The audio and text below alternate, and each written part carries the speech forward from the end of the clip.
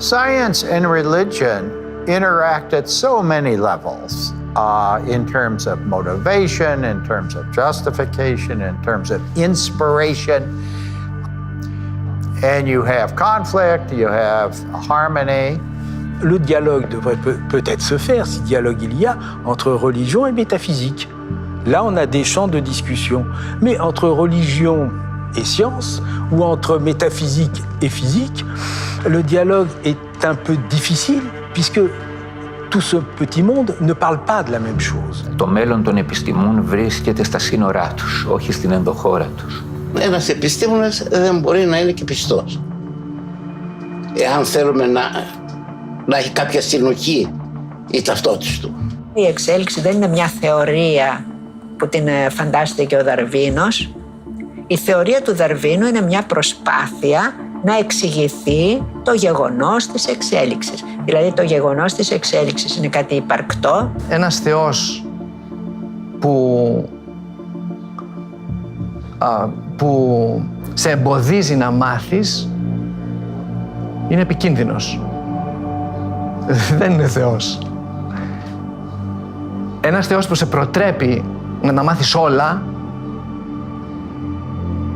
νομίζω δεν σε φοβάται.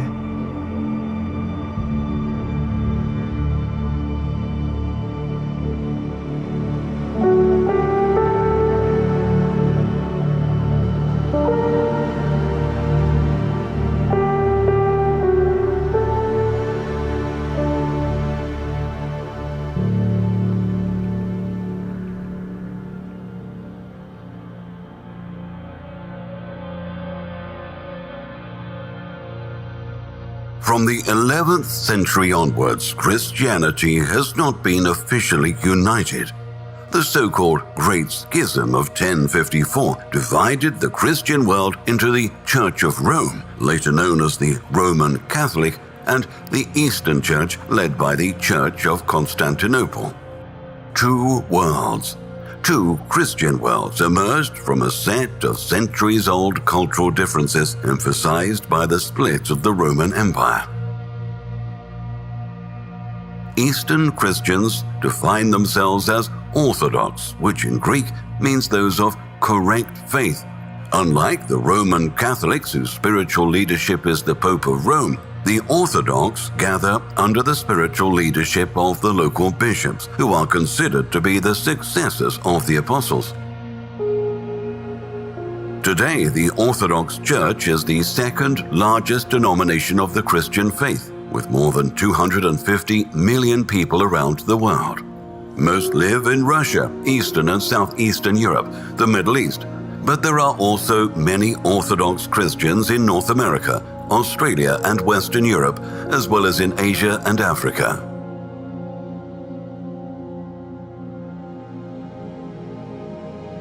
Throughout time, the natural world and the universe were always seen by Christians in relation to transcendent principles, as God's creations governed by divine providence. But deep cultural and socio-political differences that evolved over the centuries also resulted in a rather distinct and characteristic Orthodox worldview towards science. Byzantium was heavily influenced by the work of Greek philosophers, and so it forged its own long-standing tradition of thought, based mainly on its own theologians and scholars. Among them were the first Greek fathers of the Church, such as Clement of Alexandria, Basil the Great, Gregory the theologian, Gregory of Nyssa, Maximus the Confessor, and Gregory Palamas. For the Byzantines, the entire universe was not only a mere creation of God, but a cosmos, an ornament of a divine order that had unity, finality, and meaning. Si je reviens à l'histoire de la théologie chrétienne qui m'est plus familière, de voir en quoi elle s'est constituée par métissage avec, évidemment, au départ, la pensée grecque, surtout le platonisme, le néoplatonisme, aussi le stoïcisme, plus tard, par l'intermédiaire de la pensée musulmane et aussi juive, Aristote. Bon, il y a ces interférences permanentes qui font le mouvement de la pensée et qui et qui débouche finalement sur cette bifurcation dans laquelle nous sommes encore partie prenante, qui est ce qu'on appelle la modernité. Et de fait, il y a quelque chose, je pense, pour en revenir là-dessus, mais dans la conception moderne de la science, ou moins, on reste à l'époque classique, quelque chose qui se démarque évidemment de la science antique, qui se démarque de la science médiévale, mais dans lequel des éléments, aussi de type théologique, ne sont pas absents. The Byzantine fathers have built on previous contributions. So I would rather look at, historically speaking, the Byzantine tradition as being a mature form of expression of the otherwise earlier Greek Christian tradition, Greek patristic tradition. And the rules of the game, if you want to call it that have been established by people like Clement, Athanasius, Basil the Great, Gregory the Theologian, Gregory of Nyssa. The same rules have been followed by people like St. Maximus the Confessor, St. John of Damascus. Οι πατέρες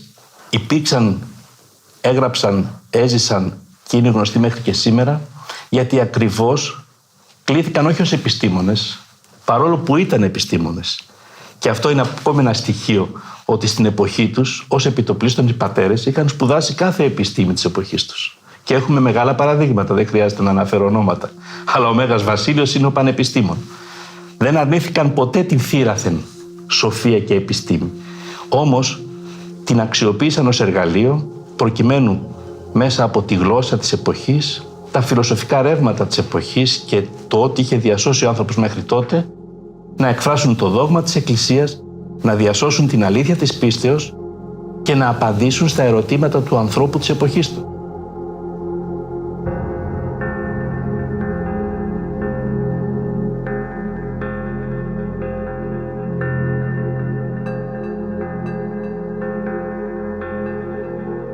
The fall of Constantinople to the Ottomans in 1453 put an end to the Byzantine Empire and consequently to any local approach to science.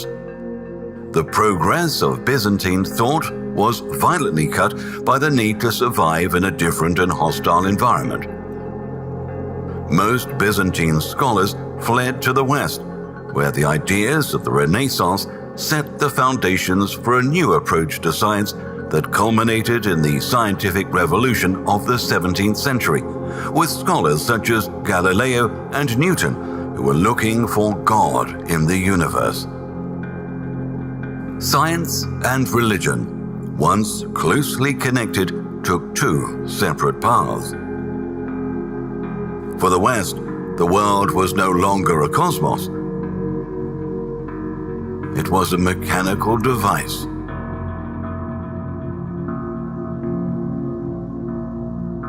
The Christian cultures that supported science in the 17th century did so in part because they recognized that studying the natural world and using God's gift of reason to study the natural world was a way in which you could bring glory to God.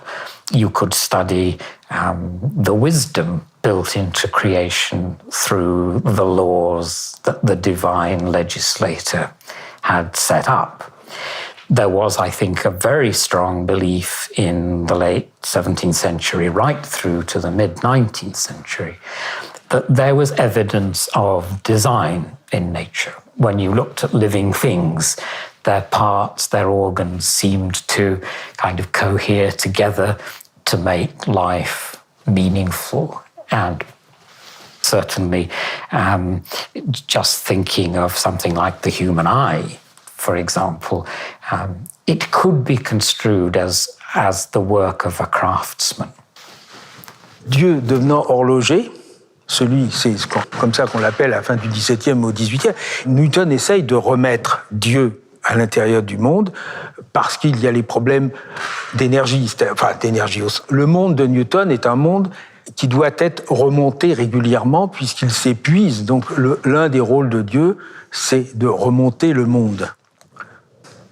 Descartes dira à Galilée, mais Monsieur Galilée ne fonde pas S'ils ne fondent pas, c'est qu'ils ne donnent pas un fondement, c'est-à-dire quelque chose de plus que du mécanique.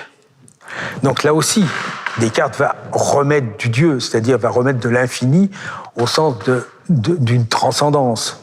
Malebranche refera la même chose. Mais le 18e, quand il s'ouvrira avec Fontenelle sera très clair.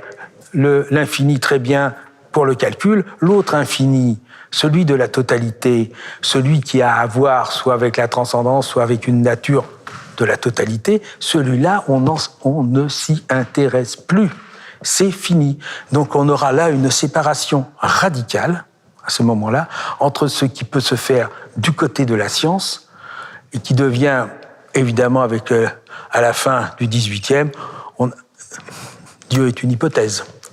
Bon, mais on a ce cheminement-là. Donc c'est pour ça que la théologie devra, disons, se refonder. Il faudra repenser autre chose. Elle ne peut plus fonctionner de la même manière. C'est évident. Mais la science aussi est absolument, à mon avis, l'autre aspect, c'est que la science est un peu solitaire. Western science actually emerged from or was highly influenced by factors specific to Western Christianity. It seems that the Eastern Orthodox tradition will have a very different kind of relationship to science. And I think in the West, the intimate connection between religion and the emergence of science has meant that there can be a kind of sibling rivalry for people who've postulated the conflict thesis. In a sense, Eastern Orthodoxy has a kind of blank slate. It can start to work out its own relationship because it comes to the scientific tradition without that intimate background, without that intimate set of connections. And it remains to be seen, I think, what kind of relationships it will forge.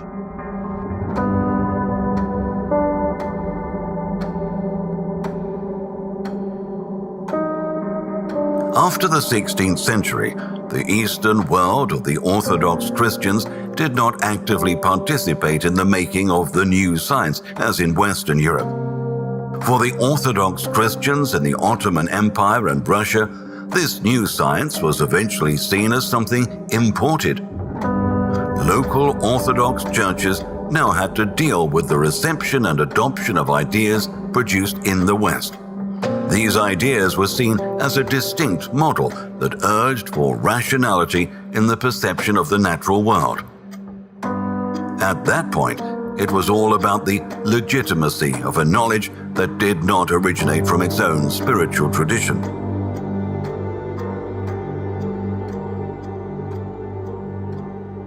Pourquoi je crois que la science moderne, c'est pas par accident qu'elle est née en Occident et pas en Extrême-Orient.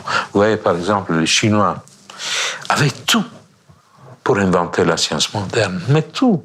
Ils avaient une technologie extraordinaire, mais leur philosophie les empêchait de couper, de fragmenter. Ils pouvaient penser que la globalité. Or, pour arriver à la science moderne, il faut savoir couper, il faut savoir fragmenter, il faut savoir étudier des systèmes. Ce qui est important, comme vous l'avez dit, c'est que dans la pensée religieuse, il y a quelque chose qui a ouvert les vannes de la pensée scientifique. Oui. Bon, pour l'orthodoxie, c'est un peu autre chose, mais l'orthodoxie, je crois, amène quelque chose de plus. C'est-à-dire la pensée apophatique.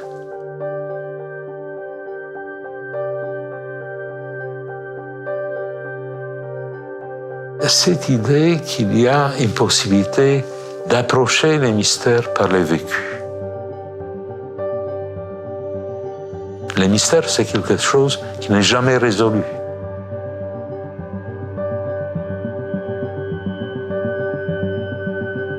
C'est l'inconnaissable.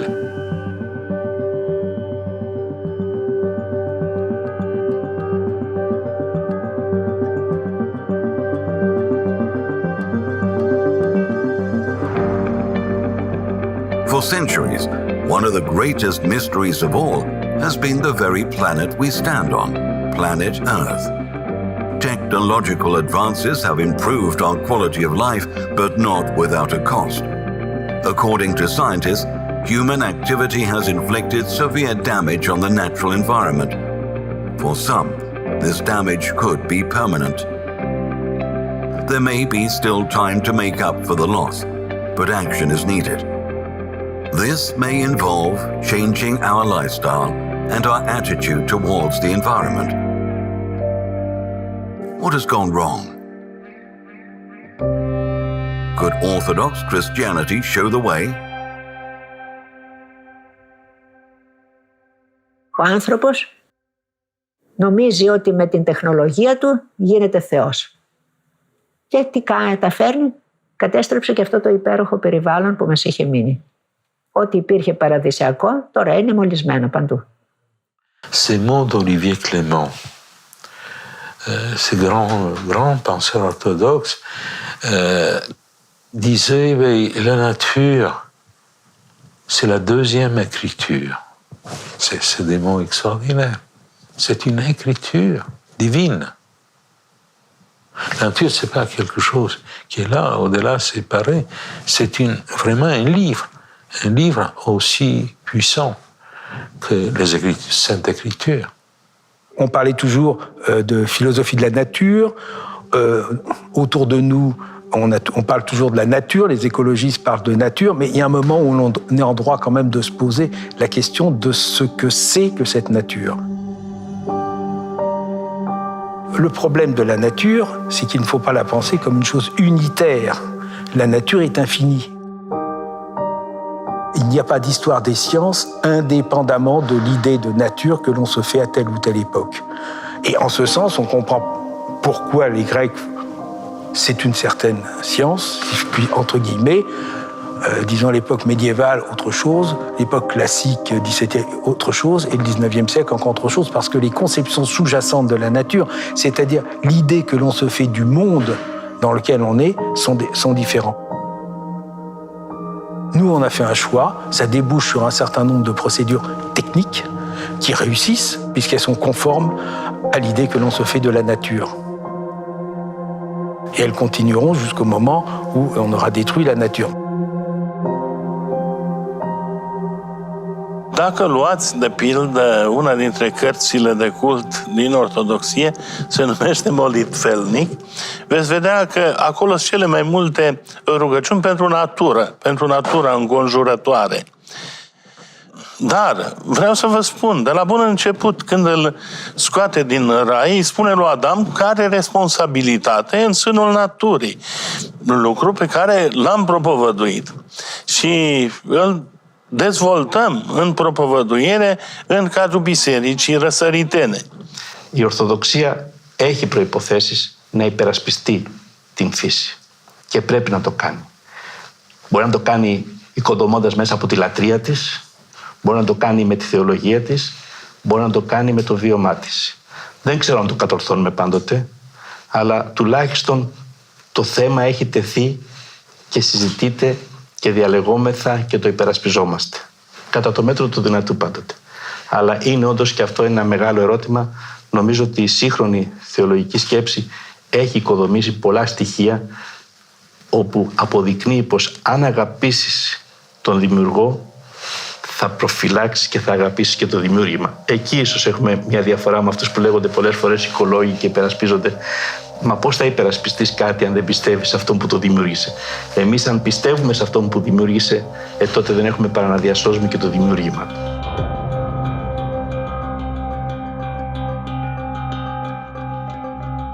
Scientific discoveries of the last centuries have told us more about ourselves and the world we live in than anyone could imagine before.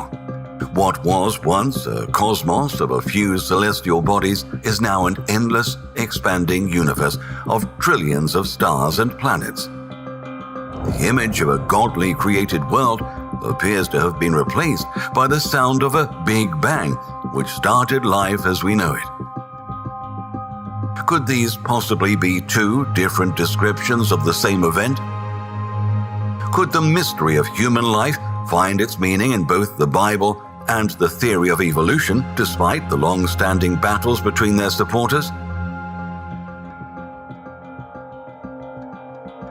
During the middle of the 19th century, new theories stirred an immense controversy as they fundamentally changed the perceptions about life and its origins. A controversy that was also very much alive among the Orthodox Christians as well.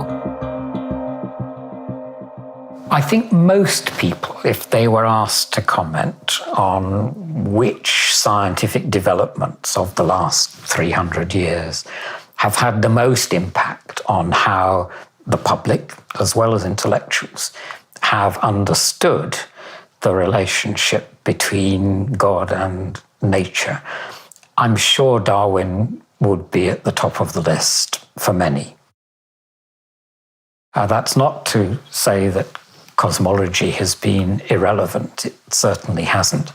But I think what created many problems for 19th century thinkers was the fact that Darwin's theory in particular had implications for how one looked at the development of humankind. Τίποτα δεν μπορούμε να το δούμε και να το κατανοήσουμε στη βιολογία αν δεν το δούμε υπό το φως της εξελίξεως. Έτσι έλεγε ένας δασκαλός μου, ο Θεοδόσιος Ντομπζάνσκι, ο οποίος ήταν Ρώσος και Ορθόδοξος και πιστός θα έλεγα, και ο οποίος όμως ήταν από τους μεγάλους επιστήμονες εξελίξης. There's often a tendency to say that certain modern scientific theories, like evolution, in its neo-Darwinian form, is somehow fundamentally opposed to orthodox understanding. I believe that that's not the case. I believe it very often relies on a rather selective reading of the patristic witness. And I believe indeed that many of the things that I've talked about actually allow us to see in the evolutionary process the way in which God actually works. I'm not pushing God aside by saying that the evolutionary perspective seems to me a good one and a fundamentally sound one. I'm simply saying it allows us to see in a new and clearer way the way in which God has actually acted in the process of creation. I don't think the Genesis story is meant to be a scientific story or a scientific description, and we make a mistake when we look at that. And in fact, what I really think happens is when we look at Genesis as a scientific description, we lose the real story that's there. I mean, there are things that story is supposed to tell us. It's supposed to tell us that creation is good, that when humanity came along, it became very good, that we're meant there to be in communion with God, that we're meant to be in communion with each other, that we have responsibility for creation. I mean, even that story where Adam is naming the animals, I mean, what things do we name? We name our children. We name our, I don't know, in Greek tradition, doesn't the godparent name the godchild, right? I mean, I name my Greek godson.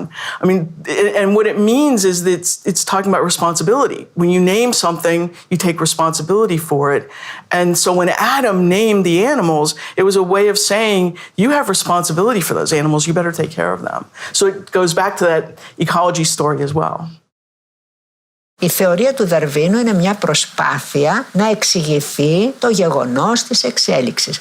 Αλλά δεν είναι επαρκής για όλα και ειδικά για τα θεμελιώδη προβλήματα δεν λέει τίποτα για τα θεμελιώδη. Εξηγεί γιατί υπάρχουν οργανισμοί που είναι κατάλληλοι να ζήσουν και γιατί δεν υπάρχουν άλλοι που είναι ακατάλληλοι. Αλλά δεν μας εξηγεί από πού βγαίνουν αυτές οι αλλαγές. Βεβαίως τώρα η νεότερη, η συμπληρωμένη θεωρία της εξελίξεως που συμπεριλαμβάνει και τη γενετική έχει την απάντηση. Οι αλλαγές γίνονται τυχαία στο DNA και μεταφράζονται κατόπιν σε αλλαγές στην μορφή, τέλος πάντων στο σύνολο του οργανισμού. Το θέμα είναι όμως το πώς αυτή η αλλαγή μεταφέρεται στην δομή του οργανισμού και αυτό δεν το εξηγεί κανένας. Περιγράφονται αυτά τα πράγματα, αλλά δεν εξηγούνται. Το ίδιο συμβαίνει για το ίδιο το φαινόμενο της ζωής. Δηλαδή, αν εξηγηθεί το φαινόμενο της ζωής, τότε μόνο θα εξηγηθεί και το φαινόμενο της εξέλιξης πλήρως.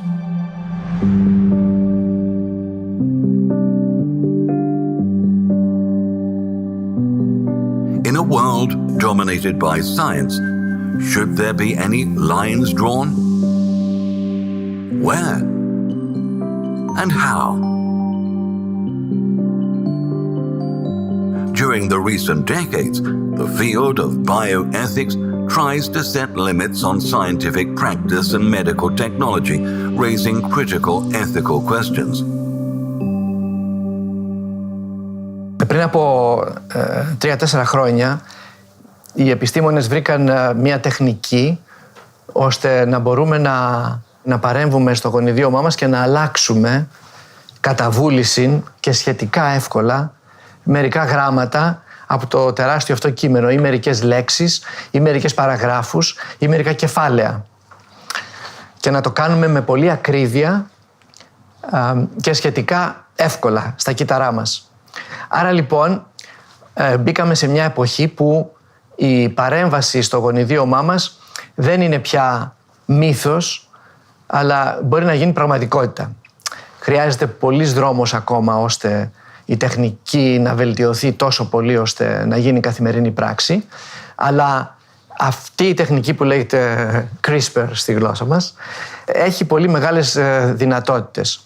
Πολύ μεγάλες δυνατότητες για την αγροτική οικονομία, για τα κατοικίδια ζώα που χρησιμοποιούμε, για την τροφή μας ή για άλλες ανάγκες μας. Έχει πολύ μεγάλες ευεργετικές πιθανότητες για τα φυτά που μας περιβάλλουν και για εμάς τους ίδιους όσον αφορά τη θεραπεία των διαφόρων ασθενειών. There are people that believe that ethics should not even be considered a field in Orthodoxy because it's about living the faith and not about just how we practice things. But I disagree with that. I think that if we're not helping the world to shape its ethics, then we're not doing what part of our job is. We need to take stands on things. We need to make commitments to understand different perspectives on all kinds of things that are ethically related. And I mean, it goes everywhere from this Cas9 CRISPR technology that I just mentioned to how we deal with people with diseases, all kinds of things. Si on me propose demain de traiter ma maladie avec un médicament qui est fait sur la base d'embryons humains, je refuse. Mais si mon petit-fils nécessite ce traitement, est-ce que mes convictions religieuses vont m'aider à refuser le traitement pour lui? Voilà un problème de bioéthique fondamental. Voilà. Et c'est véritablement, je dirais, la question fondamentale, notre responsabilité vis-à-vis du futur. Όλα τα ερωτήματα της βιοηθικής είναι ερωτήματα που τα αντιμετωπίζουν όχι μόνο οι ειδικοί, δηλαδή όχι μόνο ο γενετιστής ή ο βιολόγος ή ο βιοηθικός, αλλά όλη η κοινωνία. Η νομική κοινωνία, η θεολογική κοινωνία, η οικονομική κοινωνία, η κοινωνία των αρρώστων και η κοινωνία των ανθρώπων που είναι πολύ μακριά και από όλα αυτά. Οι αποφάσεις οι βιοηθικές είναι αποφάσεις κοινωνικές και όχι αποφάσεις επαγγελματικές των ειδικών. Ναι. Ίσως έτσι θα πρέπει να είναι. Καμιά φορά δεν είναι και έτσι, αλλά πολλοί λένε ότι στις επιτροπές αυτές θα πρέπει να συμμετέχουν όλα τα στρώματα της κοινωνίας με την ίδια γνώμη, με την ίδια έκφραση γνώμης.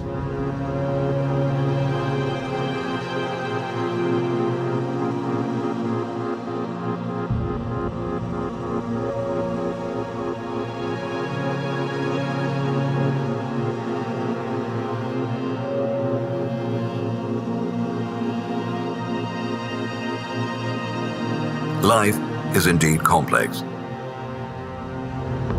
Is biology enough to describe what humans really are? What happens with our mind, with memory, with our emotions? How can we decode the way imagination works? And how are all these connected with our bodies? Is a human being a mind machine? If science can describe these functions, can it offer us a greater image of what a human being really is? Or are we actually missing something?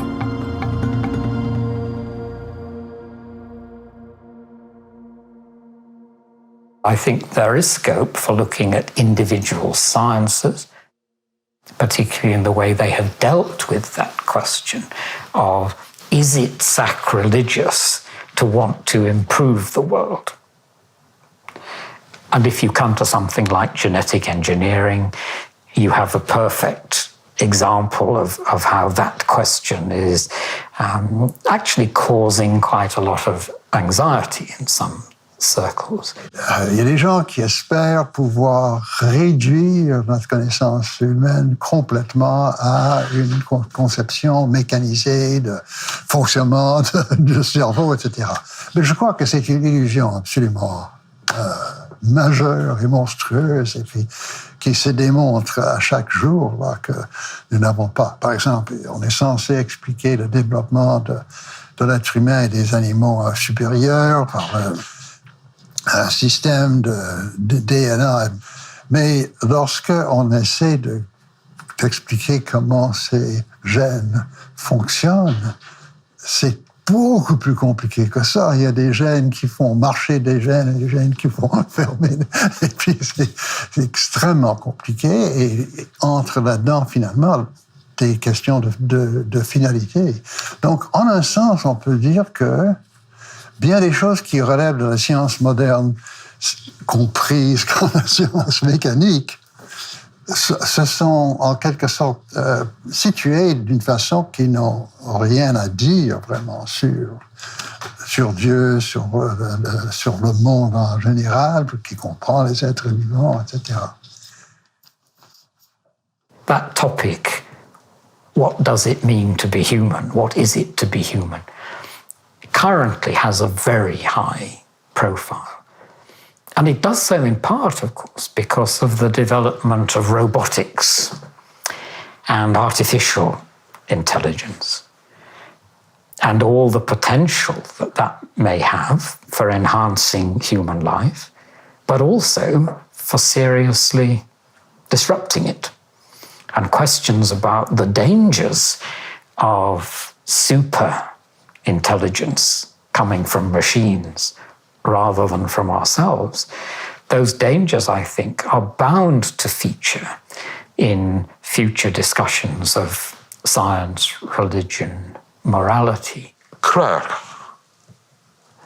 que la science et la technologie peuvent tout résoudre, tout, c'est quelque chose qui peut mener à la disparition de cette espèce humaine. Je donne comme exemple le transhumanisme. C'est cette idée-là qu'on n'a plus besoin de Dieu. Parce que nous devenons les maîtres de notre propre destin par le développement technologique et en implantant des choses électroniques, par exemple, dans notre corps, des chips électroniques, on va devenir des transhumains. Nous devons faire beaucoup d'attention à ce qu'on considère que c'est l'être humain. Toute amélioration, entre guillemets, de l'être humain à travers la technique qui est contre la vision évangélique de l'être humain n'est pas à assumer par nous. Il y a tant de recherches, je ne peux pas les détailler maintenant, mais il y a beaucoup de recherches sur le génome humain, sur l'être humain, sur notre façon de pouvoir agir dans le monde.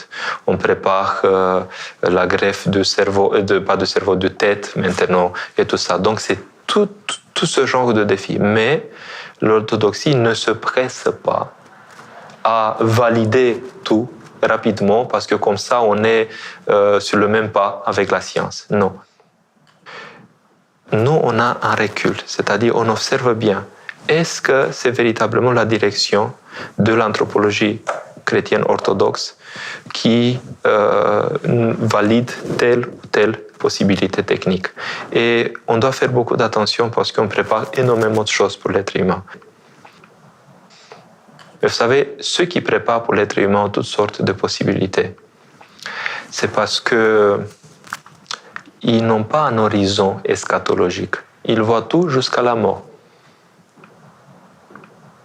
Je ne crois pas que les découvertes sur le plan mécanique et même des essais d'ajustement de l'être humain sur le plan mécanique ont une puissance révélatrice sur l'être humain.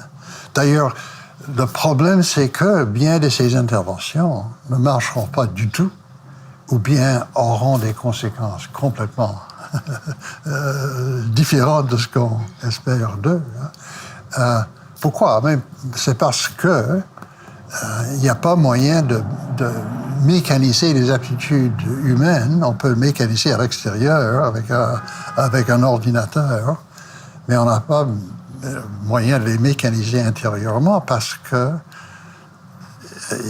sauf dans certains cas, par exemple, pacemaker, comme on dit, il y a manière d'introduire certains mécanismes dans le corps humain sans détruire complètement la façon dont elle marche, où il est question des buts, des finalités, des sentiments, etc. Mais il ne s'ensuit pas que n'importe quelle intervention de ce genre ne dérangerait pas tout le fonctionnement du corps. L'ordinateur fait ce qu'on lui demande. Donc il nous faut à un certain moment une sorte de formalisation de notre intelligence pour qu'il puisse comprendre véritablement comment lui dire ce qu'il doit faire pour qu'il fasse exactement ce qu'on lui demande. Est-ce que c'est ça une intelligence? Non. Non. Ça, c'est, si vous voulez, c'est un côté algorithmique, donc c'est un moyen, un outil développé qui fait exactement ce que lui dit. Oui, après on parle de réseaux neuronaux, par exemple, et des capacités adaptives, d'appréhension et tout ça. Mais est-ce que c'est intelligence? Non plus, parce qu'il n'y a pas de conscience.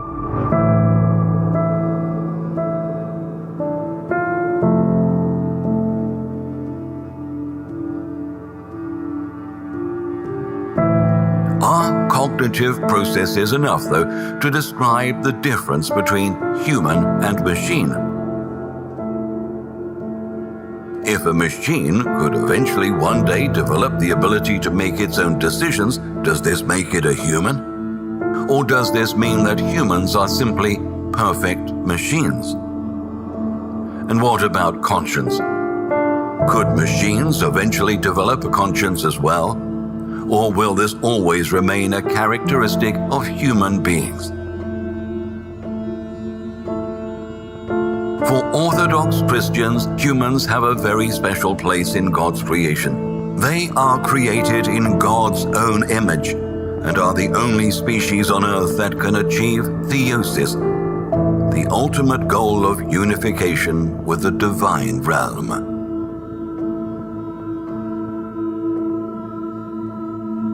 There are basic and fundamental theological differences between East and West, particularly around questions of, I think, epistemology and how we gain knowledge of God and what that knowledge of God looks like. In the East, there's much more emphasis on theosis, which is to say, on becoming godlike, I think, and in the West, the emphasis was far more on really redeeming the natural world, I think, and that, I believe, was part of the motivation for Western science.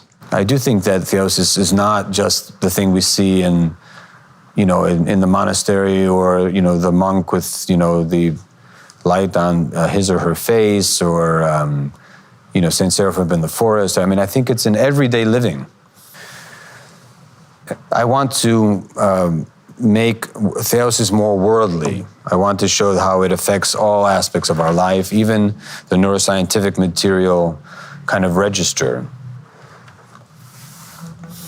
Είναι αδύνατο να μιλήσουμε για θέωση του ανθρώπου χωρίς να ανταποκριθούμε στο ανθρωπολογικό αίτημα. Δηλαδή, τι είναι αυτό που θεώνεται.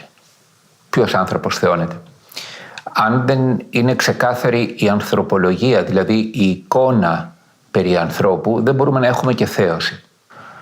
Για παράδειγμα, ένα βασικό στοιχείο του ανθρώπου ο οποίος θεώνεται είναι η ακεραιότητα όλων των ψυχικών λειτουργιών. And what we see with neuroscience quite beautifully is that even at the most deepest material levels, you see, how things like virtues and vices sort of get formed, ingrained. And I think in many ways it can help us even understand more clearly what we mean when we talk about theosis and divinization. Πώς θα περάσει κανείς από αυτή την ψυχρή συμβατική επιφάνεια στην ουσιαστική υπαρξιακή σχέση με το Θεό, έτσι ώστε να μεταμορφωθεί, να γίνει η εσωτερική αλλαγή για την οποία είπαμε στην αρχή. Αυτό θα γίνει μέσα στον χώρο της Εκκλησίας. Απλά επειδή αυτό που έχει να μεταμορφωθεί είναι ένας άνθρωπος, ο οποίος έχει και ψυχικό βίο, έχει συναισθήματα, έχει επιθυμίες, έχει ασυνείδητο, αυτόν τον άνθρωπο για να τον γνωρίσουμε καλύτερα θα χρειαστεί και η βοήθεια των επιστημών. Δηλαδή και τα δύο υπηρετούν τον ίδιο άνθρωπο, αλλά από διαφορετικές πλευρές και με διαφορετική στόχευση.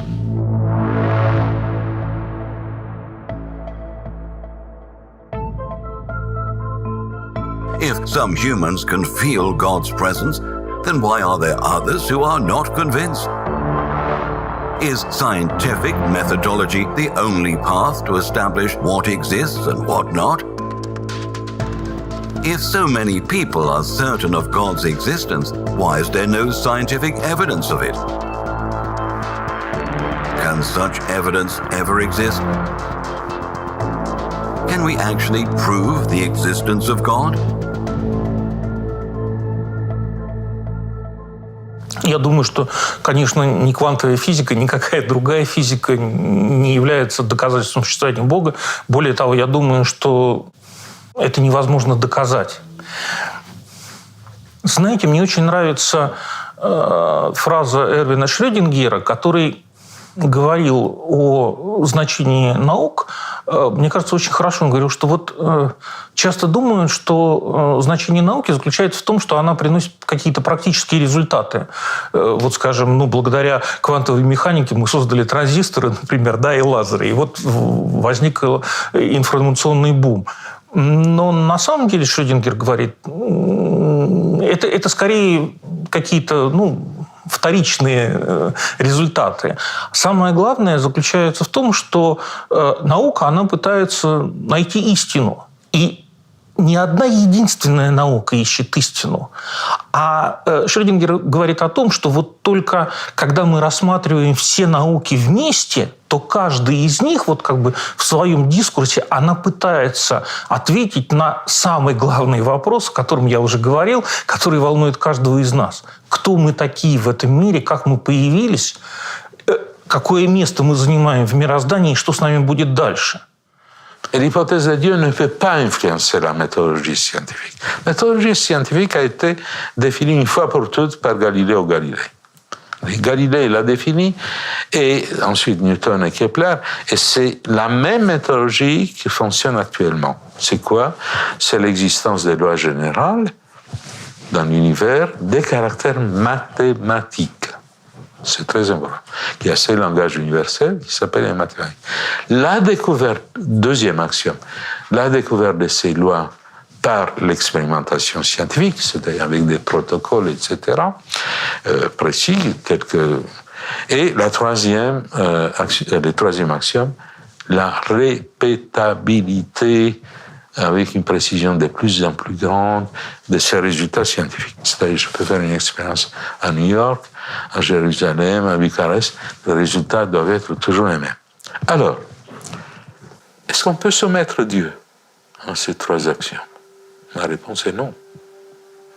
Если мы пытаемся говорить о Боге, понятно, что мы используем тот язык, который у нас есть, но я бы сказал, что похоже, что вот все, что мы называем Вселенной, мирозданием, космосом, это просто часть его психической реальности. Новая. Мы его не видим именно поэтому, потому что мы в определенном смысле слова внутри него находимся.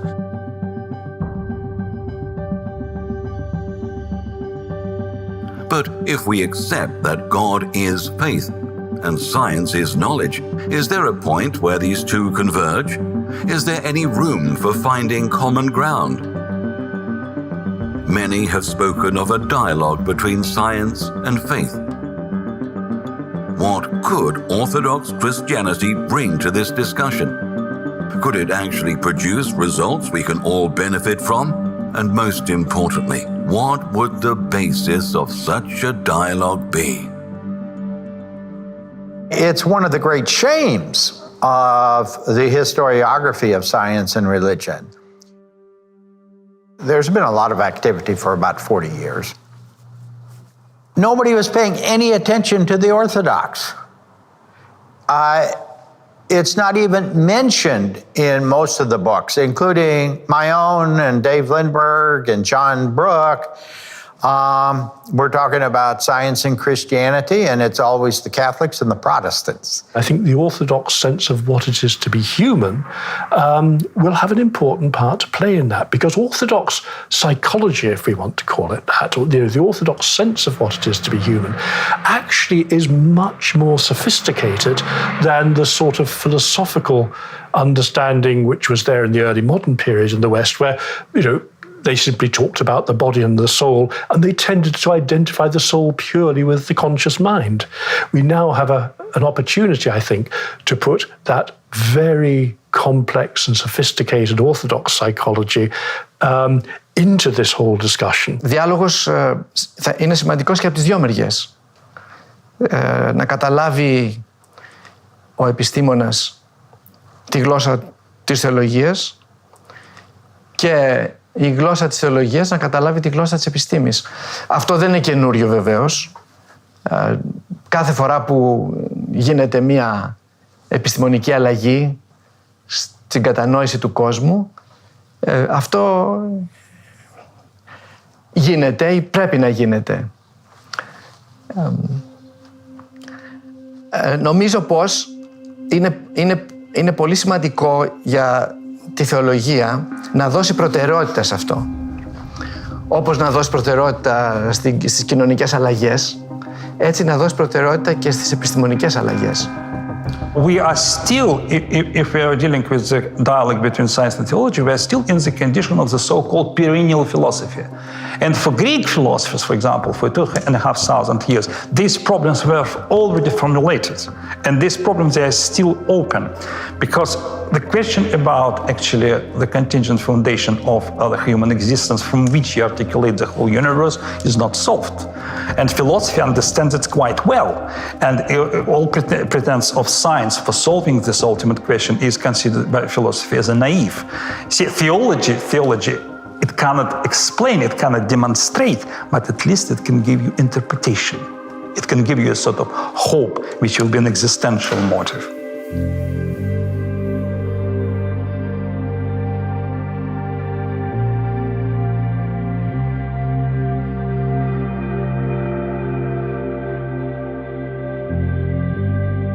The 19th century cultivated a positivist outlook among modern societies where the future had room only for science and technology. But since the second half of the 20th century onwards, this view has been challenged by a reviving religious sentiment which calls for a more or less organized dialogue between science and religion. Throughout history, science has greatly influenced and enriched religion, and Christianity in particular. What remains, however, to be answered is what Orthodoxy has to offer to science today. Could it just be a reassessment on moral grounds or a set of moral values? Areas of convergence between science and religion appear again to be more and more necessary today. What could these areas be? Science sprang from philosophical discourse, and Christian theology is also rooted in the philosophical discourse of the ancient world. So, could philosophy be the key to a successful encounter between science and religion? Could it play the role of a common language in the dialogue between them? This remains to be seen.